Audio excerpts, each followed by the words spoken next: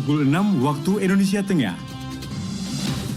Inilah Radio Republik Indonesia Bau-Bau dengan Warta Cape Town, berita seputar Kepulauan Buton.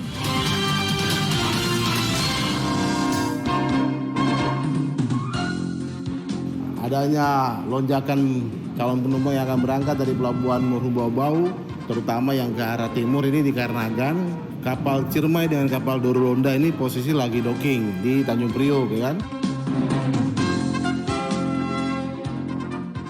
Bahkan harus ada pasar di sekitar Palagimata ke atas. Itu juga untuk menampung dinamika masyarakat hari ini yang tumbuh di sana sekaligus menangkap dinamika Buton Selatan. Lahan kita sudah siap.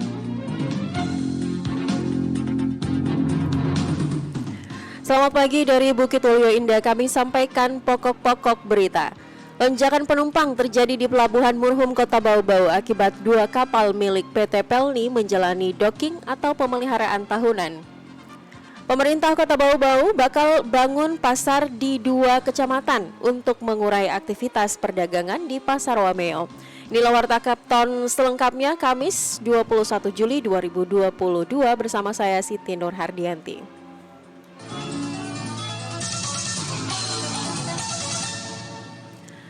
Mengawali Warta Cape Town pagi hari ini, kami sampaikan update kasus COVID-19 di tanah air. Pemerintah memperbaharui data terkait kasus corona di Indonesia. Rabu 20 Juli 2022 dilaporkan ada tambahan 5.653 kasus positif COVID-19 di Indonesia. Dengan tambahan tersebut, jumlah total kasus COVID-19 yang ditemukan di Indonesia sejak Maret 2020 hingga hari ini menjadi 6.149.084 kasus. Dilaporkan juga ada 2.331 orang di Indonesia yang sembuh dari COVID-19.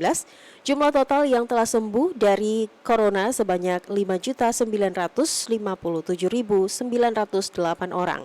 Selain itu, hari ini dilaporkan juga sebanyak 10 pasien positif corona di tanah air yang meninggal dunia pada hari kemarin maksud kami. Dengan demikian, jumlah total pasien positif COVID-19 yang meninggal sebanyak 156.875 orang. RRI Radio Tangga Bencana COVID-19. Pendengar, lonjakan penumpang terjadi di Pelabuhan Murhum Kota Bau-Bau akibat dua kapal milik PT Pelni menjalani docking atau pemeliharaan tahunan.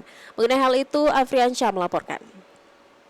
Adanya lonjakan calon penumpang yang akan berangkat dari Pelabuhan Muruh Bau-Bau, terutama yang ke arah timur ini dikarenakan kapal Ciremai dengan kapal Dorolonda ini posisi lagi docking. Dua kapal milik PT Pelni yakni KM Ciremai dan KM Dorolonda menjalani pemeliharaan atau docking tahunan di Tanjung Priok. Hal itu diungkapkan Kepala Pelni Cabang Bau-Bau Juni Samsudin Sitorus.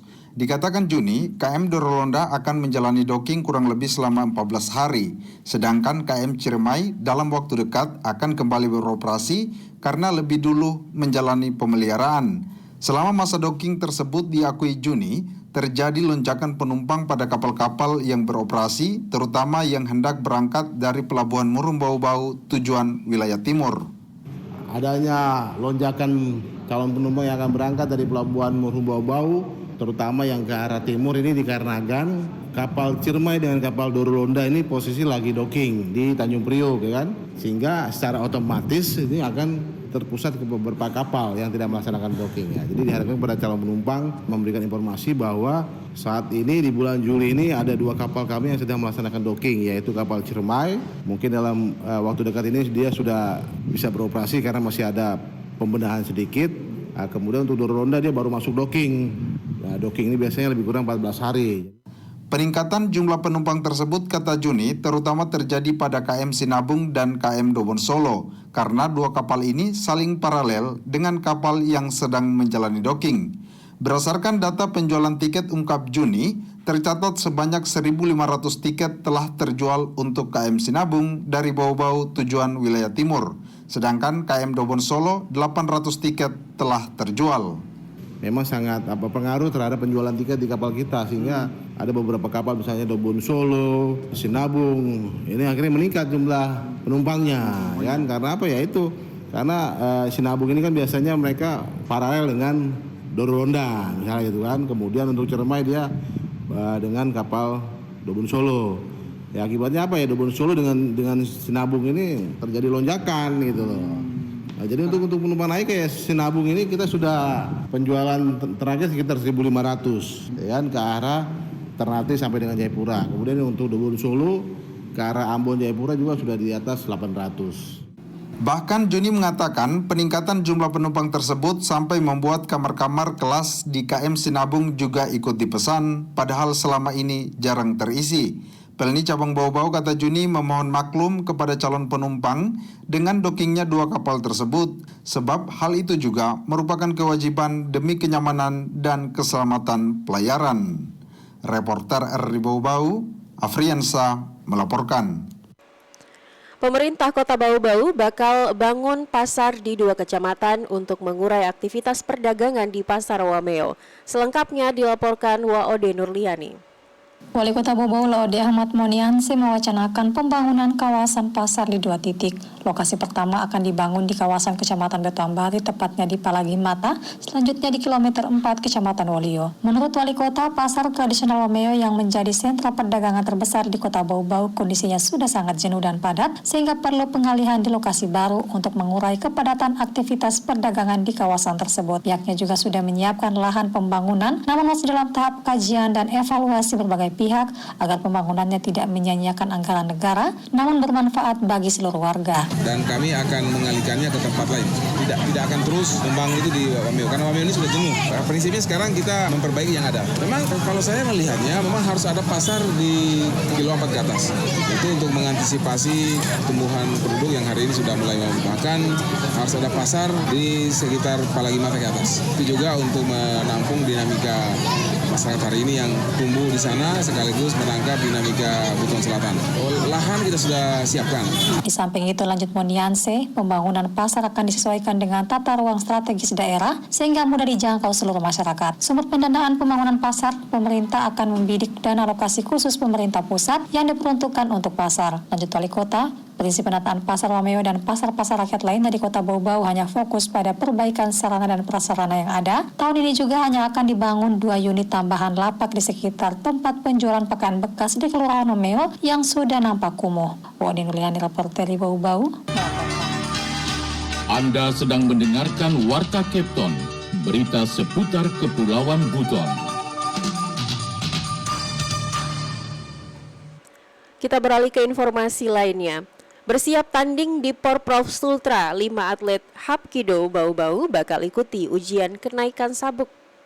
Mengenai hal itu, dilaporkan Hairul Mulko. Nanti. Jadi sekarang latihan-latihan dulu, kemudian nanti bulan 10 ikut bersama-sama kenaikan sabuk di provinsi dengan kabupaten lain. 5 atlet cabang olahraga Hapkido Kota Bau-Bau dijadwalkan akan mengikuti ujian kenaikan sabuk di bulan Oktober mendatang. Ketua Cabur Hapkido Kota Bau-Bau Laode Muslimin Hibali mengatakan, kelima atlet yang akan mengikuti ujian kenaikan sabuk tersebut dipersiapkan untuk turun arena pada helatan Pekan Olahraga Provinsi Porprov yang bakal digelar November nanti. Muslimin Hibali mengatakan syarat untuk bertanding di Porprov, para atlet diwajibkan minimal 3 kali naik sabuk. Sementara saat ini, atlet Hapkido Bau-Bau baru 2 kali mengikuti kenaikan sabuk. Hapkido itu nanti mempersyaratkan atletnya yang akan turun untuk bertanding itu harus memiliki sertifikat.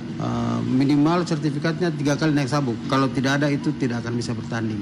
Makanya kami tinggal 1 kali untuk naik sabuk di Kendari. Kira-kira dijadwalkan bulan 10 nanti. Jadi sekarang latihan-latihan dulu, kemudian nanti bulan 10 ikut bersama-sama kenaikan sabuk di provinsi dengan kabupaten lain. Muslimin Hibali menyebutkan meski merupakan cabang olahraga baru dengan keterbatasan sarana prasarana dan minim atlet yang seluruh operasional ditanggung sendiri, Hapkido Bau-Bau optimis akan mengharumkan nama Kota Bau-Bau pada helatan olahraga tingkat provinsi nanti. Dari 5 atlet yang akan diturunkan, Hapkido Bau-Bau menargetkan 4 emas di 4 kelas pertandingan. Satu cabang itu misalnya kelas kan pakai tingkatan umur, ya kelas bebas 1, kelas remaja 1, anak-anak 1, dan jurus kata 1. targetnya itu. Jangan dulu banyak-banyak, target itu dulu. Karena atletnya juga masih banyak, masih ragu-ragu. Jadi kita rekrut anak-anak di dalam sini saja yang ikut latihan. Diketahui, cabang olahraga Hapkido merupakan perpaduan antara taekwondo dan kempo yang mengutamakan teknik membanting dan melipat. Reporter RRI Bau-Bau, Hairul Mulku melaporkan. Informasi yang terakhir, Balai Pemasyarakatan Bapas kelas 2 Bau-Bau mengusulkan pencabutan pembebasan bersyarat terhadap 2 klien pemasyarakatan karena kembali melakukan tindakan melanggar hukum. Kedua klien masing-masing inisial AM dan LDM kembali ditahan di lapas Bau-Bau setelah berulah kembali mengulang tindak pidana. Kepala Bapas Bau-Bau Sri Mariani menuturkan mendapatkan program integrasi pembebasan masyarakat tidak membuat kedua klien tersebut menjalani hidup sebagai warga negara yang baik, namun keduanya bahkan melakukan tindak pidana lagi. Sesuai dengan Perkemenkumham nomor 7 tahun 2022, kata Kabapas, pembimbing kemasyarakatan melakukan pemeriksaan dan pembuatan laporan usulan pencabutan PB yang selanjutnya akan dikirim ke Dirjen Pas untuk dikeluarkan surat keputusan PB-nya. Dijelaskan Sri, pembuatan laporan usulan pencabutan PB merupakan salah satu tugas dan fungsi pembimbing masyarakat, yaitu pengawas guna tercapainya tujuan masyarakat dalam sistem peradilan pidana terpadu.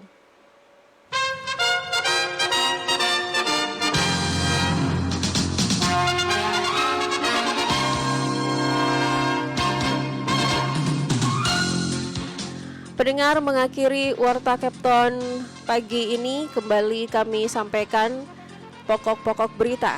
Lonjakan penumpang terjadi di Pelabuhan Murhum Kota Bau-Bau akibat 2 kapal milik PT Pelni menjalani docking atau pemeliharaan tahunan. Pemerintah Kota Bau-Bau bakal membangun pasar di 2 kecamatan untuk mengurai aktivitas perdagangan di Pasar Wameo. Demikian Warta Kepton hari ini, mewakili kerabat kerja yang bertugas kami mengucapkan terima kasih dan selamat beraktivitas.